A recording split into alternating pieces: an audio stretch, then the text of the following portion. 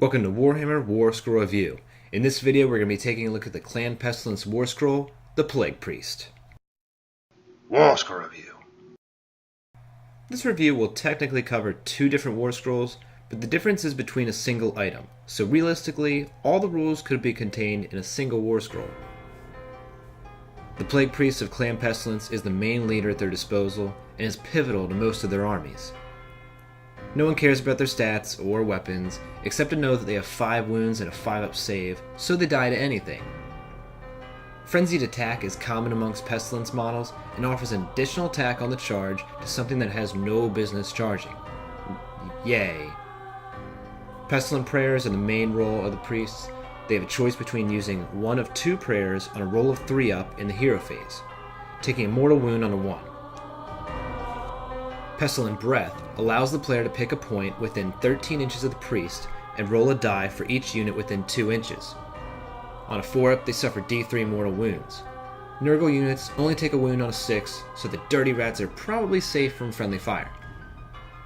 Wither is the other option priests have.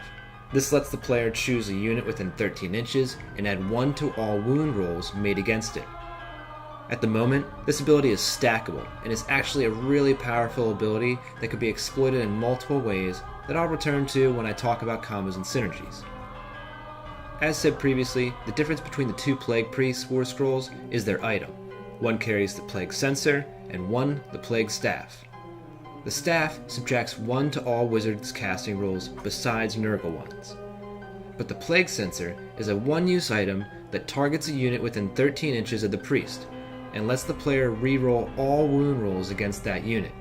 This synergizes really well with the priest's innate ability to add 1 to wound rolls, and I'd expect most players to take this option, even multiple times since it is just a one-use item. Seeing what the priest's Warscroll does makes it pretty obvious its role: Force Multiplier. Rerolling wound rolls and adding 1 to them are both pretty powerful abilities, and neither specify who benefits, so does anyone in the player's army, making the dirty rats extremely versatile. Either as an ally or part of a Pestilence force, the priest has quite a few synergies. Being in Clan Pestilence is likely the most common place for the priest, so we must talk about the Great Plagues. The Great Plagues are part of the battle traits for the Allegiance. They are 5 different abilities that activate on a natural 6 when rolling for the priest's prayer. They can each be used once per game and have a variety of effects. Basically, know that 1 adds 1 to all future prayers army-wide, 1 targets an enemy hero and makes it attack friendly models around it, and the other 3 deal mortal wounds to the nearest enemy unit. The fact that most of them target the closest enemy unit means model placement is extremely important for this hero. For one of the plagues, the damage is dealt for the rest of the battle. Putting this on big models, or especially models that can heal like Alariel, could be extremely impactful. In another case, a unit is dealt D6 mortal wounds, and if it is destroyed, it can target another for D3 mortal wounds, continuing until it fails to wipe out a unit.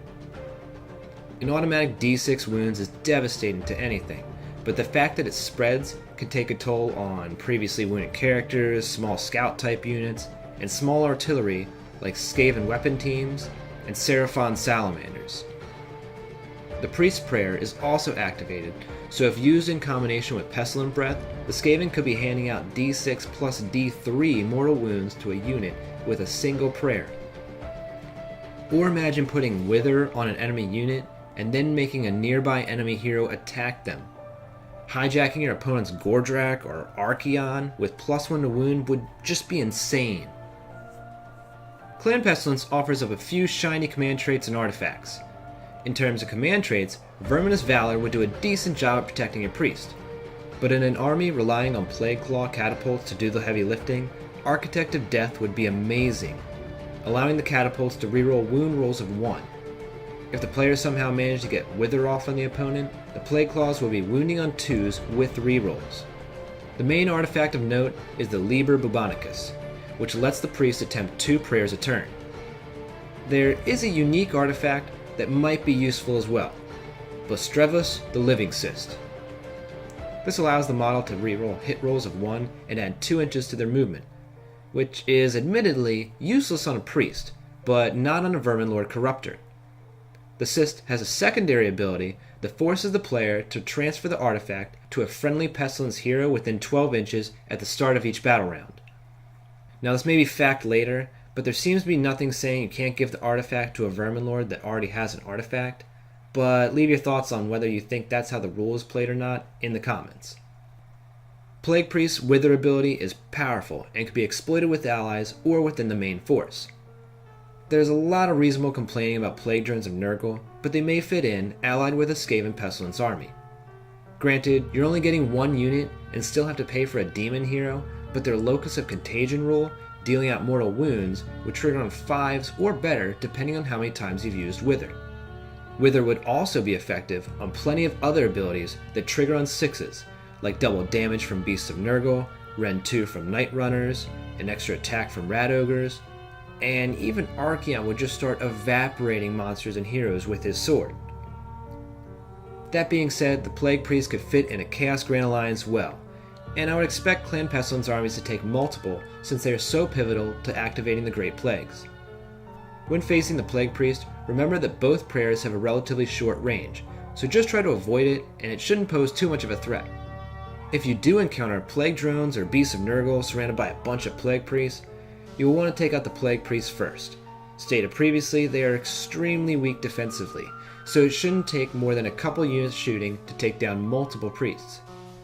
In a Clan Pestilence force, remember that most plagues only affect the closest enemy unit, and often you will have the opportunity to move right before the Skaven's hero phase, so plan out which model will be closest ahead of time so something important doesn't eat D6 mortal wounds. The Plague Priest is a cheap and versatile hero and key to Skaven Pestilence armies.